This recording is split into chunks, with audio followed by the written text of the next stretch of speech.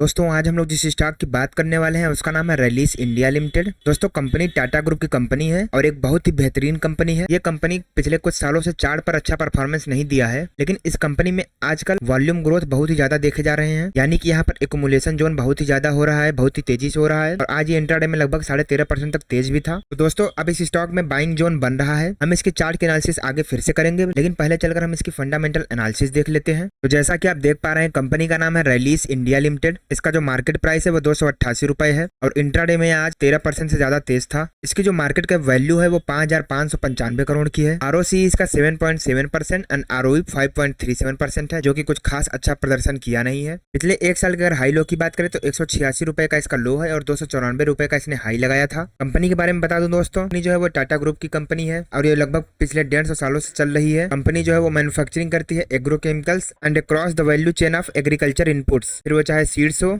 या फिर organic plant growth nutrients, लगभग हर एक सेक्टर में केमिकल्स बनाने का काम करती है। और साथ ही साथ ये ग्लोबल कॉर्पोरेशंस में कॉन्ट्रैक्ट मैन्युफैक्चरिंग का काम भी करती है, यानी कि ये कॉन्ट्रैक्ट पर भी दूसरे कंपनियों के लिए भी केमिकल्स तैयार करती है। पिछले एक साल के अगर हम इसके चार्ट को देखें तो इस चार्ट में धीरे धीरे तेजी बनती नजर आ रही है। बाकी अगर हम इसके प्रोज एंड कॉन्स की बात करें तो कंपनी जो है वो ऑलमोस्ट डेप्ट फ्री है और ये अपने इन्वेस्टर्स को हेल्दी डिविडेंड भी पे आउट करती है। इसके कॉन्स की बात करें तो कंपनी अभी 3.07 टाइम्स बुक वैल्यू पर ट्रेड कर रही है और इसका जो रिटर्न ऑन इक्विटी है वो पिछले 3 सालों में काफी लो रहा है। इसके अगर हम पीयर कंपैरिजन की बात करें तो ये कंपनी एग्रोकेमिकल्स में काम करती है, जिसमें आपका पीआई इंडस्ट्रीज हुआ, यूपीएल हुआ, सुमिटोमो केमिकल्स, रैलीस है ही, धनुका एग्रीटेक, इंडिया पेस्टिसाइड्स और भारत रसायन जैसी बेहतरीन कंपनियां इसी सेक्टर में काम करती हैं। रैलीस के अगर हम क्वार्टरली रिजल्ट्स की बात करें दोस्तों तो इसका जो सेल्स ग्रोथ है वो दिसंबर 2020 में 570 करोड़ का था, दिसंबर 2021 में 628 करोड़, दिसंबर 2022 में 630 करोड़ और दिसंबर 2023 में 598 करोड़ का है। वहीं पर नेट प्रॉफिट की बात करें तो दिसंबर 2020 में जहां 46 करोड़ का प्रॉफिट था, दिसंबर 2021 में 40 करोड़ का प्रॉफिट, दिसंबर 2022 में 22 करोड़ का प्रॉफिट और दिसंबर 2023 में कुल 24 करोड़ का प्रॉफिट है। पिछले 10 साल के अगर हम प्रॉफिट लॉस की बात करें तो इसका जो सेल्स ग्रोथ है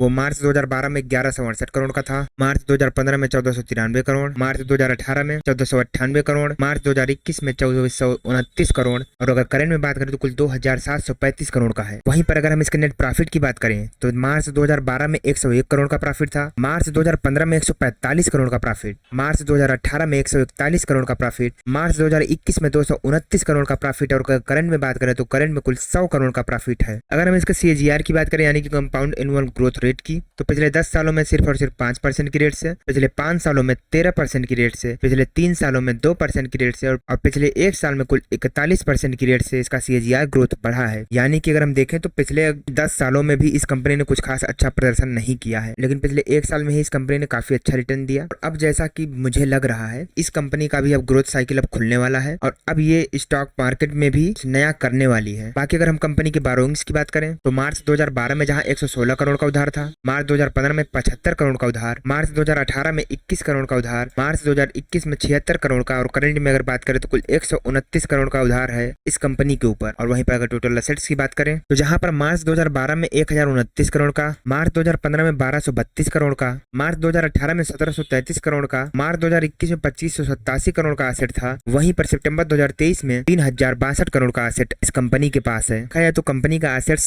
काफी अच्छे से ग्रोथ कर रहा है। दोस्तों अगर हम इसका शेयर होल्डिंग पैटर्न की बात करें तो जो प्रमोटर्स की हिस्सेदारी है वो मार्च 2021 में 50% पर थी, वहीं पर दिसंबर 2023 में बढ़कर 55% पर हो गई। यानी कि इस कंपनी के प्रमोटर्स खुद अपनी कंपनी का माल बढ़ा रहे हैं, यानी कि इसके प्रमोटर्स खुद ही अपना माल खरीद रहे हैं। तो अगर जिस कंपनी के प्रमोटर्स खुद अपनी कंपनी का शेयर खरीद रहे हो वहां पर हमें भी खरीदना ही चाहिए, क्योंकि कंपनी के प्रमोटर से ज्यादा और किसी को उस कंपनी के बारे में नहीं पता होगा। बात अगर एफआईआईज की करें तो एफआईआई जहां 7.58% पर थे, एफआईआईज भी अपना पोजीशन बढ़ा के 9.21% कर चुके हैं। और अगर डीआईआईज की बात करें तो डीआईआईज जहां पर 15.94% पर थे, इन्होंने पोजीशन कम करके 12.83% किया है। गवर्नमेंट की बात करें तो जहां गवर्नमेंट का 0.41% का स्टेक था, उनका सेम वही बरकरार है 0.41% पर ही। और अगर हम पब्लिक की बात करें तो पब्लिक जहां पर 25.97% पर थी वो घटकर 22.45% पर आ गई है। यानी कि अगर हम यहाँ पर देख सकते हैं कोई चीज तो वो ये कि प्रमोटर्स अपना माल लगातार बढ़ाते जा रहे हैं और पब्लिक अपना पोजीशन गिराती जा रही है। और किसी भी कंपनी के लिए ये सबसे बढ़िया संकेत होता है कि इसका शेयर अब भागने वाला है, क्योंकि प्रमोटर्स अपना हिस्सा खुद बढ़ाते जा रहे हैं और पब्लिक जिनको ज्यादा नॉलेज है नहीं वो इसमें अपना पोजीशन कम करते जा रहे हैं। दोस्तों अगर हम इस कंपनी की फोरेंसिक एनालिसिस करते हैं तो हम देखते हैं कि इसमें कोई भी खास दिक्कत की बात नहीं है, चाहे इसका आरओई हो, डिप्रिसिएशन इफेक्ट हो, आपका वर्किंग कैपिटल हो, इस कंपनी का वर्किंग कैपिटल भी काफी अच्छा है। कंपनी के प्रमोटर्स ने कोई भी शेयर प्लेज नहीं किया है। कंपनी का डेप्ट लगातार कम होता जा रहा है और अब इस समय एकदम मिनिमम पे है। कंपनी प्रॉफिट को कैश में भी कर पा रही है। और अगर हम प्रमोटर्स की हिस्सेदारी करें तो प्रमोटर की हिस्सेदारी घटने की बजाय हर क्वार्टर में इस स्टॉक में बढ़ती जा रही है, जो कि एक बहुत ही अच्छी बात है। वहीं दोस्तों अगर हम रैलीज के मार्केट शेयर की बात करें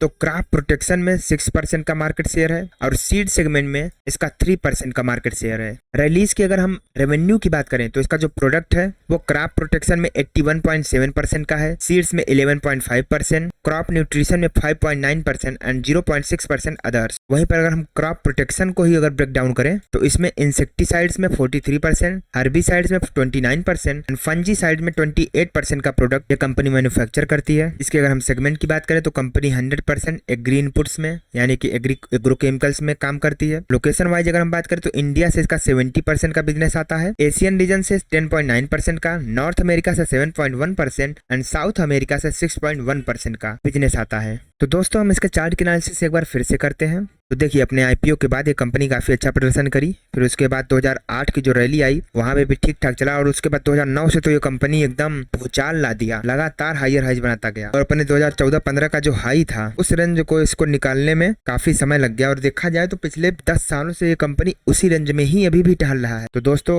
इस रेंज का जब ब्रेकआउट होगा तो सिर्फ रेंज का ब्रेकआउट नहीं होगा, पिछले 10 सालों का ब्रेकआउट होगा। और जो कंपनी फंडामेंटली अच्छी हो, जिसके प्रमोटर्स टाटा ग्रुप हो और वो कंपनी अगर पिछले 10 सालों से नहीं चली हो तो अगर वो चले तो आप सोच सकते हैं कि वो क्या कर सकती है। क्योंकि ऐसा ही हाल कुछ टाटा मोटर्स का भी था और ऐसा ही हाल कुछ टाटा इलेक्साई का भी था और वही हाल अभी रैलीज इंडिया का है। इसमें अब लगातार वॉल्यूम भी देखा जा रहा है, यहाँ पर लगातार एक्यूमुलेशन हो रहा है और सबसे ज्यादा वॉल्यूम एक्यूमुलेशन तो अभी हाल के दिनों में ही चल रहा है। जब ये कंपनी यहाँ से निकलेगी तो बवाल काट देगी। मतलब समझ रहे हैं आप, कंपनी में इन्वेस्टमेंट करना एक बुद्धिमानी का काम हो सकता है। मेरा इसमें कोई पर्सनल इंटरेस्ट नहीं है, लेकिन ये कंपनी का चार्ट और ये कंपनी के प्रमोटर्स मुझे काफी पसंद है। तो दोस्तों अभी इस कंपनी ने हाल ही में ब्रेकआउट किया और ब्रेकआउट के बाद इस सस्टेन भी किया और दोबारा रीटेस्ट करने के बाद भी ये ऊपर जा चुका है। ये जोन इसमें बाइंग का सबसे बेस्ट जोन है और अगर आपको डर लगे तो आप यहाँ पे इन्वेस्टमेंट करके इस कैंडल के नीचे का स्टॉप लॉस लगा लीजिए और आपको कम से कम 360 का टारगेट पहला टारगेट देखना चाहिए। और मैं तो कहूंगा कि आपको 360 का टारगेट देखना ही नहीं चाहिए। आप